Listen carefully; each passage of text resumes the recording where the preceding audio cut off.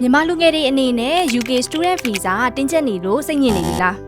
UK ပညာရေး standard အတိုင်းလည်းတက်ချင်တယ် budget တက်နဲ့လည်းတက်ချင်တယ်ဆိုလို့ရှိရင်တော့မလေးရှားနိုင်ငံရှိပါတယ်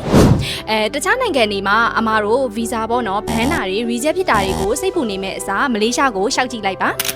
အမားတို့ဒီ state to မလေးရှားမှာဆိုလို့ရှိရင်မလေးရှားကျောင်းတွေနဲ့ချိတ်ဆက်ပေးနေတဲ့ကျောင်းတွေထဲမှာဆိုလို့ရှိရင် King University College, Indian University, LSP ရဲ့ကျောင်းတွေနဲ့ချိတ်ဆက်ခွင့်ရမှာပါ